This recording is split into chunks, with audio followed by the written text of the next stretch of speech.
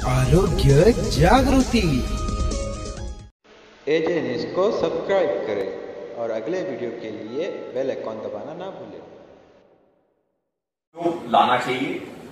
और अभी जैसे छुट्टियों के दिन है, बच्चे खेलते रहते हैं कॉलोनी में या गली में, तो खेलते खेलते अगर ये किसी कांटेक्ट में आ जाते हैं बच्चे की कि जो कोरोना पॉजिटिव है और वो वापस किसी भी घर में घुस जाएंगे, कुछ भी करेंगे। अभी बच्चे हैं तो हमें लगता है कि अरे बच्चे हैं, वो उनसे क्या खतरा हो सकता है, लेकिन ऐसे नहीं है।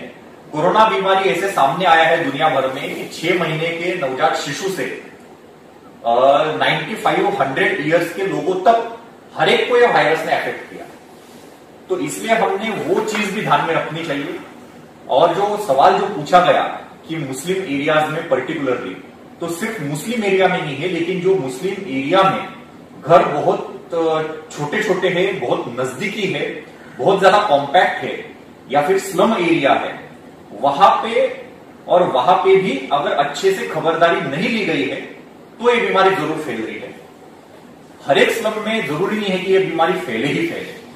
अगर हम पूरी की पूरी यहाँ पे सावधानी बरतते हैं तो मुझे 100% यकीन है कि हम इसको जो है डिफीट कर सकते हैं। सर, चौराहे गली पे ऐसे मतलब कुछ लोग बैठते हैं और बातें करते हैं और वो कहते हैं कि सिर्फ मुसलमानों को ये लोग टारगेट कर रहे हैं, तो उस पर आपका क्या कहना है? देखिए, ये बात तो सरासर झूठ है, क्योंकि इसको मैं ये बोलना चाहूंगा, मैंने स्टार्ट में ही बोला कि कोरोना वायरस जो है वो मजहब देख के तो अटैक नहीं कर रहा है, वो किसी भी इंसान को अटैक कर सकता है।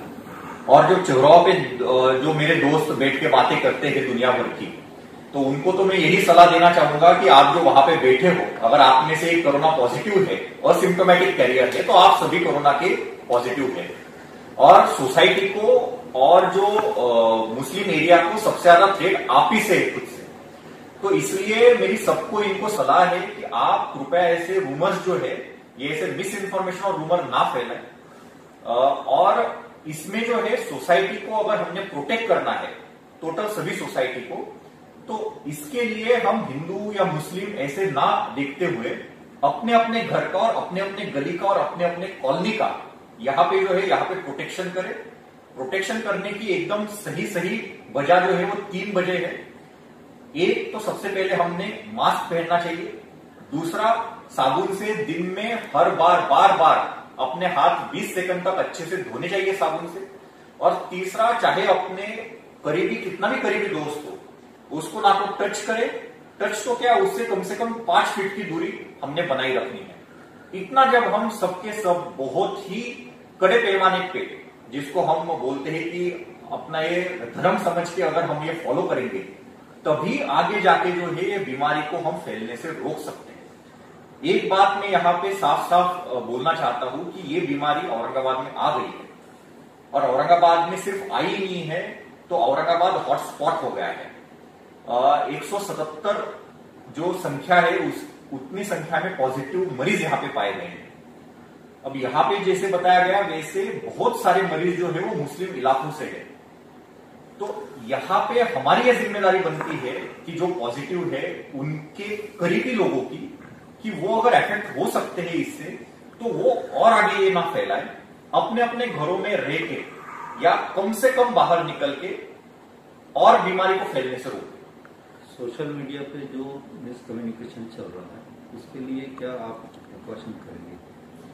देखिए, सोशल मीडिया पे जो है, सोशल मीडिया पे हर एक को अपना अपना अधिकार है कि अपनी अपनी राय रखे, अपने अपने विचार रखे। उनको मेरी एक ही सलाह है कि आप कृपया जो भी बात कह रहे हैं उसको पूरी सोच समझ के साथ करिए, क्योंकि जरूरी नहीं है कि हर कोई आदमी जो है उस बात को सही तरीके से देखे परखे। कोई लोग जो है, जो भी सामने लिखा हुआ आ जाता है, जो भी अखबारों में छाप के आ जाता है, उसको सही मान लेते हैं। कोई भी रूमर अगर व्हाट्सएप पे आ जाता है तो व्हाट्सएप के रूमर को, मैसेज को सही मान लेते हैं।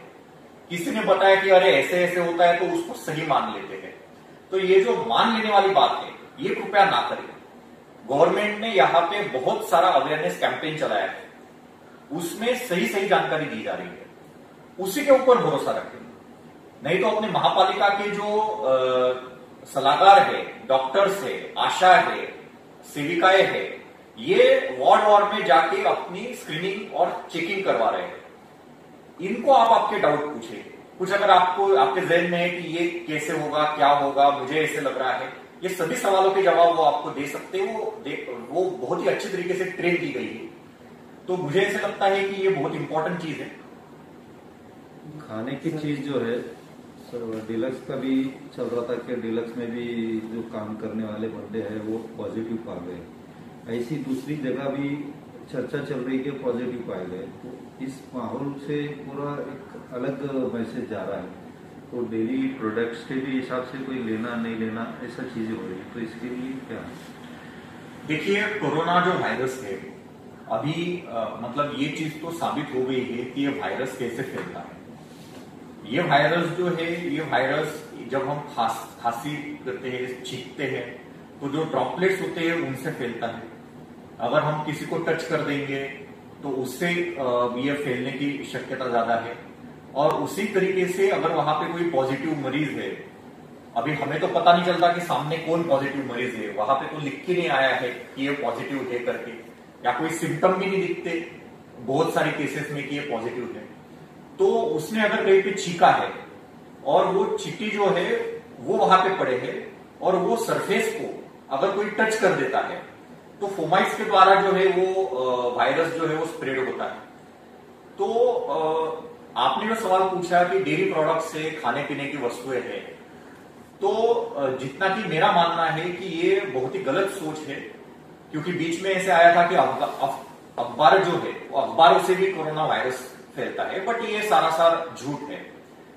तो जहां तक कि मेरा मानना है और जहां तक कि साइंस ये बोलता है आज की डेट में, खाने पीने की वस्तुओं से कोरोना बिल्कुल नहीं फैलता।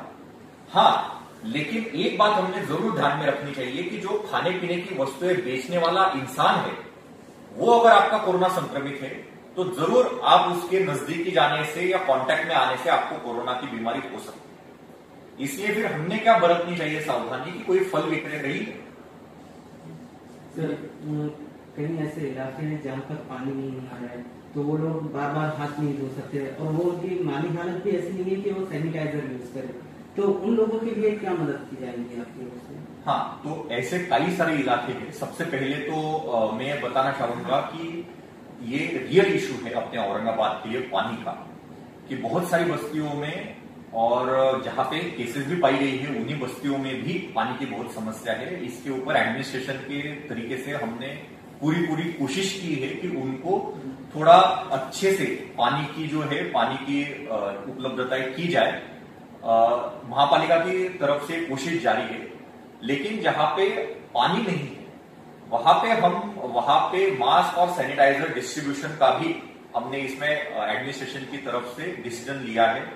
और इस तरीके से जो है अगर जरूरत पड़ती है तो वहां पे हम मास्क और सैनिटाइजर डिस्ट्रीब्यूशन भी करेंगे ताकि वो उसका इस्तेमाल कर सके। इसके अलावा मुझे एक बात यहाँ पे जरूर बतानी है कि सिर्फ सैनिटाइजर यूज करने से या सिर्फ हाथ धोने से ये नहीं रुकने वाला। आपको मास्क भी पहनना चाहिए और मास्क तो एकदम सिंपल है। मास्क जरूरी नहीं है कि आपको N95 मास्क ही पहनना है या कोई एक तरीके का मास्क पहनना है। सादे कपड़े से आप अगर मुंह ढक ले तो वो भी मास्क का ही काम करता है। या फिर आप जैसे मैंने पहना है मास्क, ये तरीके का मास्क आप घर पे आप बना सकते हो और वो पहन सकते हैं। और ये बहुत ही इजी चीज है, बहुत ही आसान चीज है। लेकिन सबसे ज्यादा मैं अगर किसी बात के ऊपर बार बार अगर गौर करना चाहूंगा तो वो है कि आप कृपया करके कांटेक्ट अवॉइड कीजिए। क्योंकि जो हम देख रहे हैं कि काफी सारी गलियों में जो ये कोरोना का फैलाव बहुत बड़े पैमाने पे हो रहा है, वहां पे एक चीज कॉमन पाई गई है कि वहां पे घर बहुत नजदीक है। थोड़ा सा छोटे छोटे घर है, बहुत ज्यादा लोग रहते हैं तो इतना जरूरी भी नहीं है कि वो लोग घर में ही बैठे, लेकिन कम से कम आजू बाजू के लोगों से आप डिस्टेंस बनाए रखें। और चबूतरे पे अगर आपको बैठना ही है तो भी चबूतरे पे अगर बैठना है तो भी आप 4 से कम लोग बैठिए और वो भी पूरी सोशल डिस्टेंस बना के बैठिए, ताकि मतलब 6 या 8 फीट की दूरी पे बैठिए। मैं तो ये बिल्कुल नहीं कहूंगा कि इस माहौल में आप चबूतरे पे बैठिए और कुछ गप्पे हाके, लेकिन फिर भी अगर आपको कुछ जरूरी बात करनी है किसी से तो आप जो है आप पूरी 2 गज की दूरी बनाए रखें और वैसे बात करें। इसके अलावा अपने जो घर में बच्चे हैं, तो ऐसे पाया गया है कि बच्चे खेलने में बहुत ज्यादा एक दूसरे को हाथ लगा देते हैं। बच्चे होते हैं, छोटे बच्चे होते हैं, उनको इतनी समझ नहीं होती है, हमने कितना भी समझाया तो थोड़ा हमने ये देखना चाहिए कि बच्चों को भी इसके बारे में जो है आरोग्य जागृति।